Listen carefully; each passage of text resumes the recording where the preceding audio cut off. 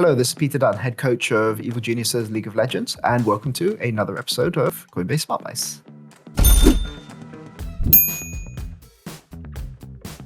So in episode 5 today, we're going to look at EDG, recent winners of the 2021 League of Legends World Championship, and their use of Herald control in the early game. EDG are one of the best users of Herald in the entire world and would frequently invest large amounts of resources in order to secure this objective, both to deny it from the enemy and because they were so efficient at using it to shut down the strategies of other teams. The EDG RNG series was considered by EDG to be the big banana skin on their way to their World Championship, but they turned around a reasonably large goal deficit in the first game and would go on to win the series 3-2.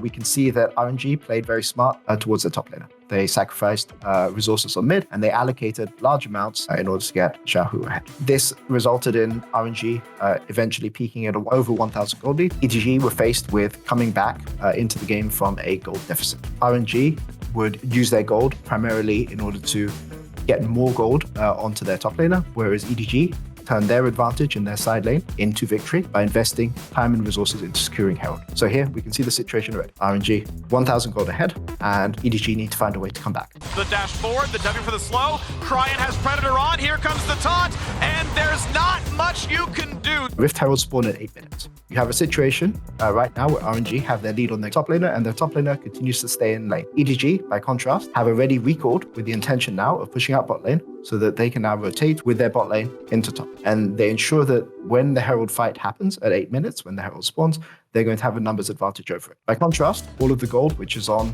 RNG, he's still coming back to lane. He still has going to clear the wave, and he's going to be late onto this objective, which means that EDG are able to secure it for themselves for free. What EDG now do is that they will use the Herald advantage to ensure that they have a lead on their bot lane for the rest of the early game, which means that even though RNG have an individually large advantage on their top laner, they're not able to do anything with it. Note that the gold lead on RNG is on this Lucian, but he's outnumbered in this lane. As soon as RNG begin to allocate resources into their strong side Lucian, EDG are now going to go and they're going to reallocate these resources somewhere else through their use of their Herald. RNG allocate an extra person top rather than choosing to fight for this. EDG are going to go and back off, and now they're going to go and reallocate resources all the way into the side lane. Normally, in a situation like this, you would expect Lucian to come out through the side, be able to push out this side lane. However, RNG are now going to use the fact that Lucian here ends up coming mid instead of going into the side. EDG are able to get to their side lane first. Lucian is actually late here, 20 seconds late onto the side lane. This means that now, in a trade side situation, EDG, who are strong with their bot lane, are going to be able to punish much more aggressively than RNG, who are strong on top side. So here you see a desperation play where RNG are forced to allocate a large amount of resources in order to try to equalize. By contrast, EDG, they choose not to fight, and now they have allocated resources to the bot. EDG come out of this situation vastly ahead. It results in EDG being able to secure a gold lead at the end of the sequence and go on to win the game. Holding the wave so far. Quick ult for a way to try to slow him off. The unstoppable Olaf going to make the play as best he can. Ming burns the flash and gets pretty much nothing as Mako flashes away himself. So the two big things that I think you should learn from this game to take into your own solo queue experience is, number one, remember that the situation mid. Lucian came mid here in a situation where teams wanted to trade sides. He cleared this mid wave when Galio could have claimed it, losing 3 or 4 CS.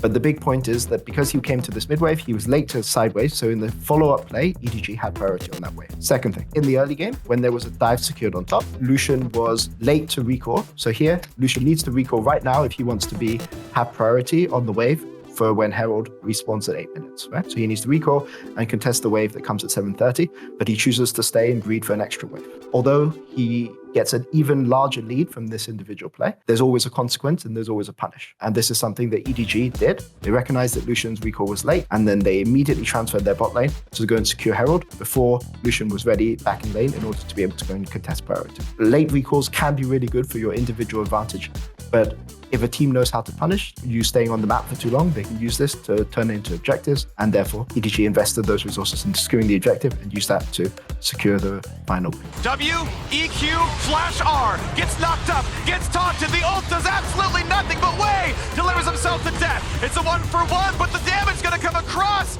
I hope in this episode you've seen how EDG, on their way to winning the World Championship, was able to use smart investment of allocation of resources in order to bring big rewards. Thank you for tuning in to another episode of Coinbase Smart Buys. Hope to see you around next time.